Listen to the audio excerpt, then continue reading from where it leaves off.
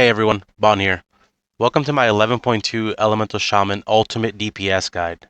I'm going to be going over Raid, Mythic Plus, and Delves.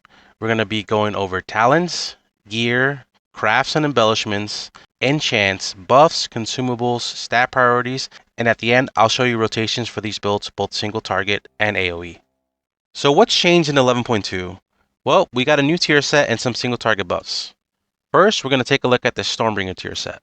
The 2 set reads, Ascendance has a 100% chance to grant a charge of Tempest, and every 9 Awakening Storms now activates Ascendance for 6 seconds.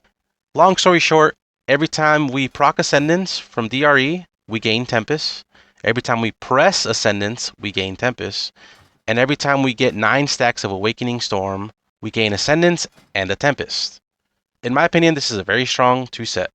The 4 set reads, nature damage increased by 3% and Ascendance empowers your next 2 Tempests to gather a storm above that deals AoE nature damage to the primary target and reduce damage to nearby targets. Not as strong of a 4 set, but hey, extra damage will take it. Let's take a look at the new Farseer tier set.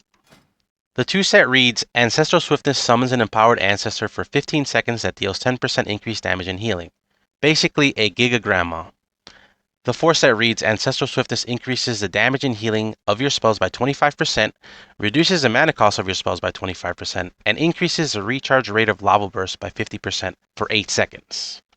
Overall, the new tier sets for Stormbringer and Farseer don't really change our rotations compared to what we have been doing in Season 2. For this guide, I'll be covering the old tier talents very briefly, but I will focus on assuming that you have the new 4-piece tier set, which we will have new talents for. Please keep in mind that the information in this guide is subject to change based on many factors, especially Blizzard tuning. If you're looking for any information related to old tier set builds, please see my Season 2 guide linked below, or join my Discord to ask any questions, which is also linked below. If you're looking for any weak auras or UI profiles, they are also located in my Discord linked below. Let's take a look at all the talent builds. The strings to these talents will be linked in the video description below. For Raid, you will always be Farseer. These are the talents I recommend if you are still using the old 4-piece tier set. If you are a new player, or once you get the new 4-piece tier set, you will be swapping over to this talent page. The changes to these talents are, instead of running Ancient Fellowship, we swap to Latent Wisdom, and instead of running Primal Elementalist, you swap to Liquid Magma Totem. If you're mainly just a casual LE Shaman and love to do solo content and delves, on the screen you'll see a talent set that is built for you. I recommend Farseer for delves, focusing on 2-minute Ascend so you can use it as often as you can, and Primordial Wave with Liquid Magma Totem. You also swap in Heed My Call and Latent Wisdom so your ancestors last longer and are stronger. For Mythic Plus, we are going to be Stormbringer. Here are the talents for the Mythic Plus Stormbringer old 4-piece tier set. Please only use this tier set if you're using the old 4-piece. If you're a new player and have no tier, or once you acquire the new 4-piece tier, you're going to be swapping to these talents here. Noticeable differences are Primordial Wave and Splintered Elements.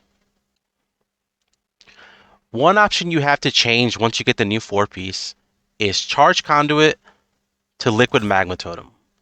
What this means is you'll get a little bit more consistency in using Primordial Wave on cooldown with Liquid Magma Totem throughout the course of a dungeon. However, I recommend Charge Conduit while holding your Primordial Wave for Ascendance procs in AoE. On single target, you can just send Primordial Wave on cooldown. Please note, these talents are always subject to change, especially based on Blizzard tuning. If you want up-to-date talents, please feel free to join my Discord. Let's talk about crafts and embellishments next. Crafting and embellishments are going to be a little trickier this time around, as our cloak slot is taken up by Reshi wraps, and our boot slot is taken up by the Interloper's chain boots, which buffs the Reshi's wraps. Please note, craft what is best for your shaman by simming. These are just good examples of what you can craft yourself. In my opinion, your 2 best slots to craft first are main hand and offhand / shield. If you raid and you happen to get lucky by looting the Void Glass Chris, then I recommend you craft an offhand first with Ascension, Vagabond's Torch with Haste Mastery, Or if you don't like your offhands, then you craft the Everforged Defender with Haste Mastery and Dusk Thread Lining, which is versatility, as you cannot craft Ascension on his shield for some reason. After those crafts, you'll likely look to craft bracers in the future with either Writhing Armor Band, which will double your Ascension on your offhand, or if you crafted a shield, then just run 2 times Dusk Thread. Now, if you don't get lucky from Raid, and you don't get lucky from next week's Vault, August 19th or 20 for EU, then you're probably looking to craft a one-handed weapon first, which will be the Everforged Dagger or Axe with Haste Mastery and Ascension on it. Keep in mind, you'll eventually replace this weapon, however, it'll be a huge power spike to craft a weapon first. Let's talk a little bit about gear. The off-piece for this season is going to be our helm. So your 4-piece here will be shoulders, chest, gloves, and legs. Elemental Shaman has one of the best CDs in the game, and you always require an on-use trinket to pair it with that. The best on-use trinket we can get is from Raid, the Ritual Forge. Some good alternatives are from Mythic Plus, which is Signet of the Priory, or an even better one, Lily of the Eternal Weave. But the absolute best is going to be Ritual Forge. Your secondary passive trinket is going to vary. It's going to depend on your playstyle. Void Core is good, but it's not BIS DPS. It'll do slightly less DPS than an alternative option, but you get the survivability of the added shields. If you don't care about the survivability and want more DPS, then you're likely going to run Astral Antenna with that, or Parapodia. But remember, sim your Shaman. The following are the enchants that you want. For Cloak, you want Chant of Winged Grace, which is Avoidance. For Chest, you want Crystalline Radiance, which is Intellect. For Bracers, you want Chant of Armored Avoidance, which is Avoidance. For Weapon, you want Oathsworn's Tenacity. For Legs, you want Int and Stam, which is the Sunset Spell Thread. For Boots, you want Defender's March, which is Stamina, or alternatively, Scout's March, which is Speed. For ring enchants, you're going to want to sim your character for the best stats and results that you're looking for. Always ensure that you're using rank 3. For buffs and consumables, make sure you always have Lightning Shield on you, as this is 8% extra nature damage. Make sure you always buff yourself and your group with Sky Fury. Invigorating Healing Potion is a new potion that just came out for Season 3, so make sure you have some of those. Algari Mana Oil is what we use for our weapon. Flask of Alchemical Chaos is our flask. For food buff, you're going to use the Feast, which will be main stat, or Beladar's Bounty. You can augment rune. At Renown 18, you get the permanent augment rune from the new faction. Rank 3 Tempered Potions. And I would recommend carrying some of these new potions, Umbro Essentia, which is basically Night Elf Shadow Melt.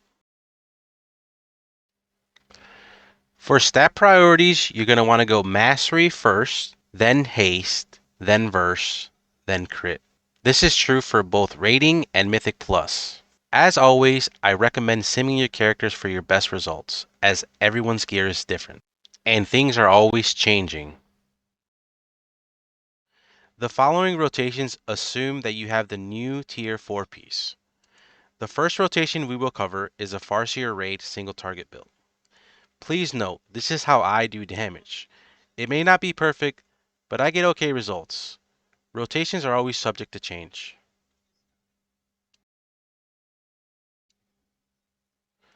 The following is a recorded video of my single target rotation. We're going to be going through it together at half speed, and you can see the buttons that I press on the right hand side of the screen.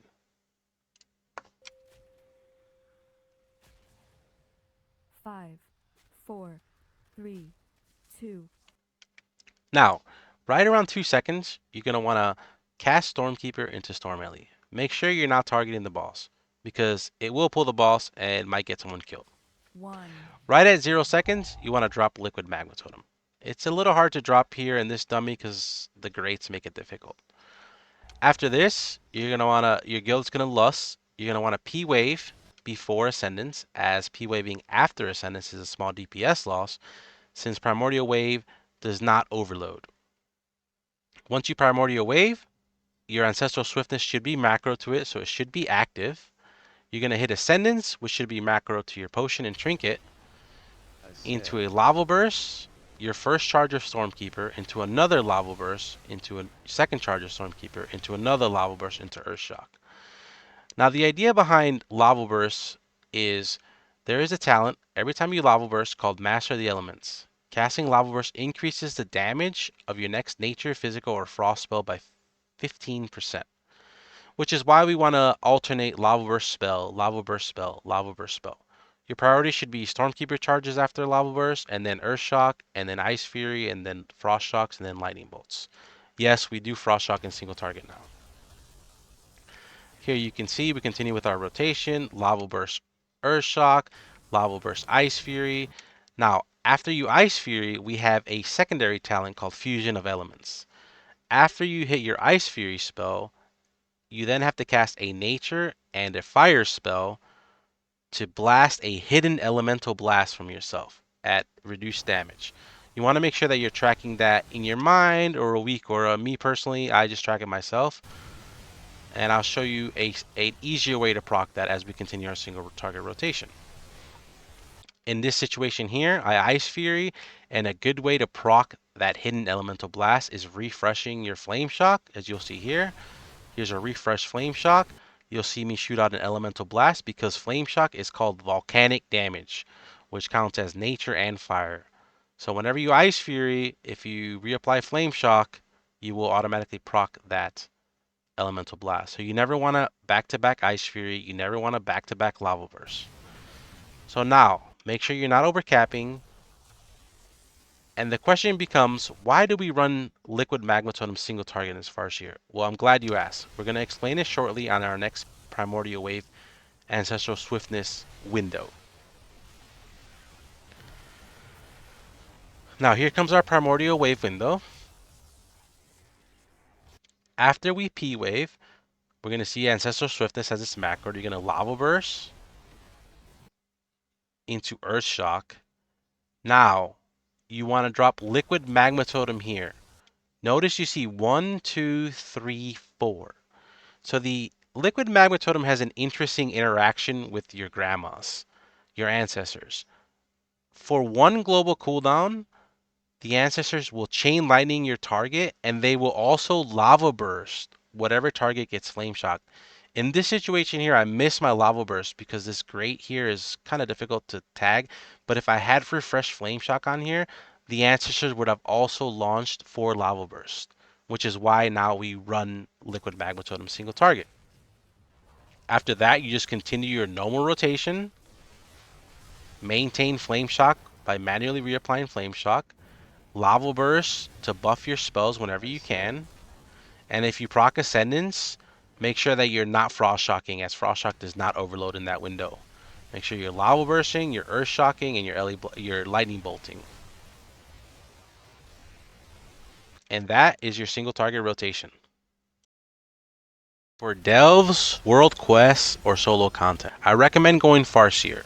If you're interested in the single target rotation, please just follow the raid Farseer single target rotation earlier in the video.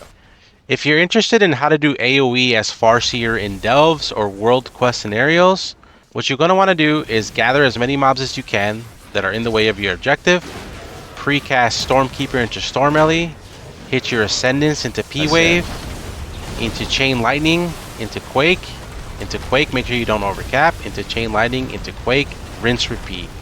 All you're doing is chain quaking, and when you have ancestors up, you drop your magma totem because they also chain lightning and lava burst at that same exact window. This should delete your mobs relatively fast. Now, what do you do with this build if you don't have Ascendance to flame shock everything? Well, what I like to do in delves and solo content with this build is, as you're pulling mobs, you're going to want to flame shock a mob here, frost shock another mob, come to a group of pack, you're going to want to drop your magma totem just to get flame shock on everything, hit Stormkeeper, P-Wave, and just normal rotation, chain lightning into Quake, chain lightning into Quake, chain lightning into Quake. And you'll be killing things pretty fast this way as well. The following talents are Mythic plus Stormbringer with a new 4-piece tier set, or if you have no tier set at all. So right around 2 seconds, we're going to want to cast Stormkeeper into Storm Ellie as the tank is pulling. We're going to immediately ascend into P-Wave.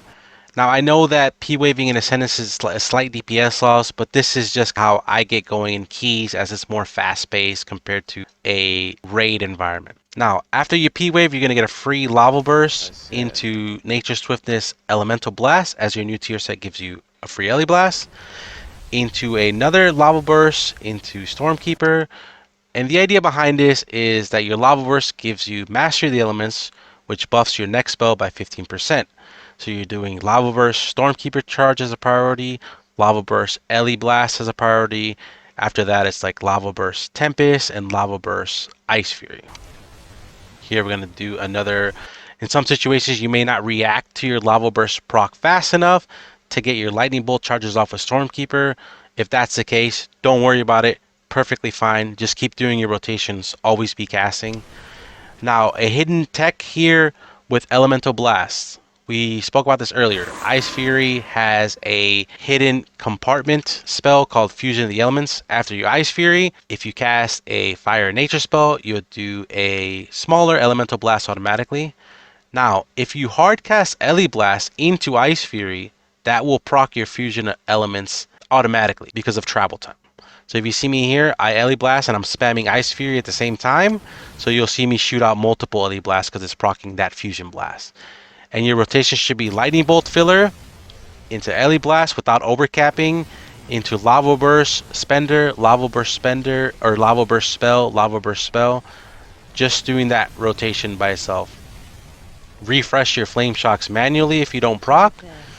Lava Burst Tempest here, into Lava Burst Ele Blast, and so forth.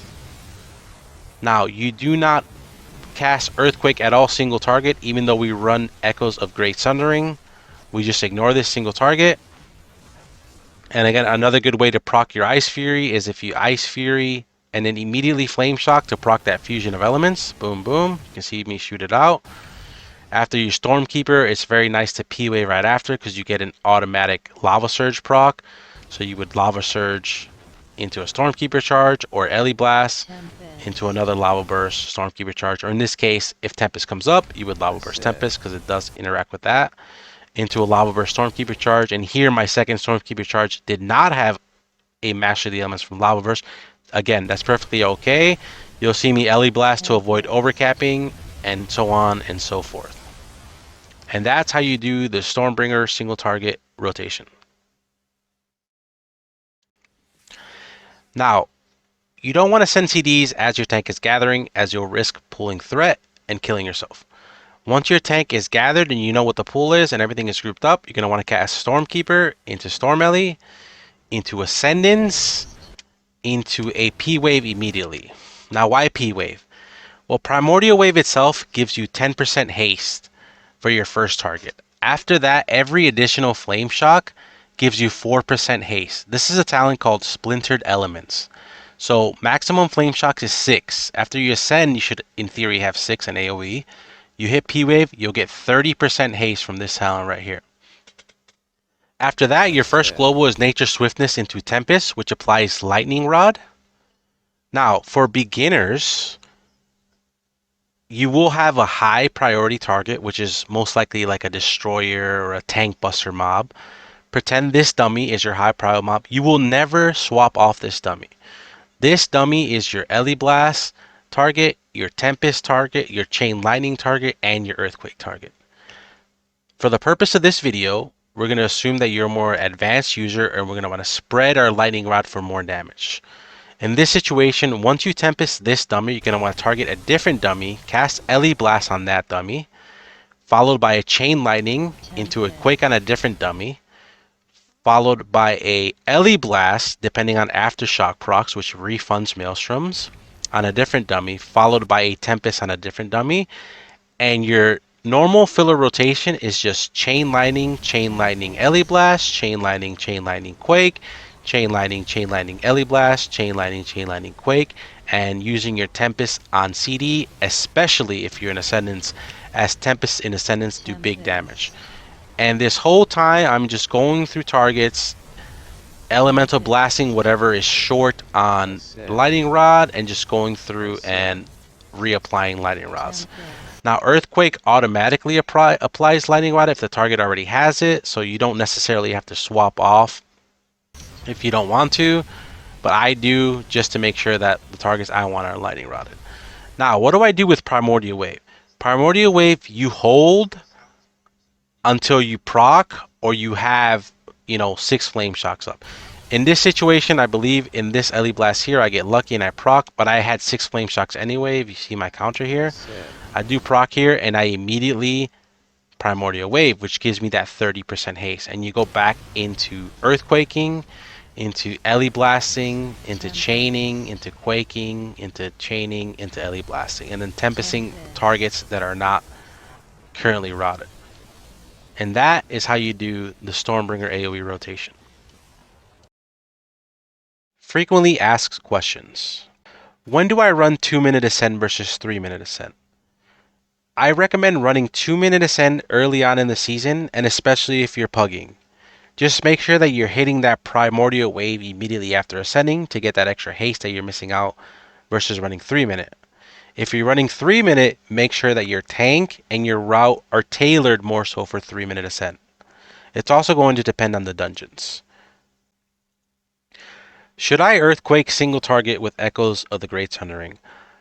The answer is no. We no longer Earthquake single target with Echoes of the Great Sundering. If you have 2 targets, you do Earthquake with Echoes. Bond, why is my damage so low outside of Ascendance? The answer is even my damage is low outside of Ascendance. That is the biggest weakness of Elemental Shaman. If you go into a pack with no Ascendance, no DRE procs, no tier set procs, you're just going to be doing tank damage. There's no way around that. There are ways that you can mitigate some of that damage, right? So the first thing you can do is if a pack is about to die, pull your Maelstrom. Stop sending your spenders, save Maelstrom, save Stormkeeper, save a Storm Ellie, and then most importantly, if you're close to proccing your 2-piece, save that proc for the next pack so that you do have some damage.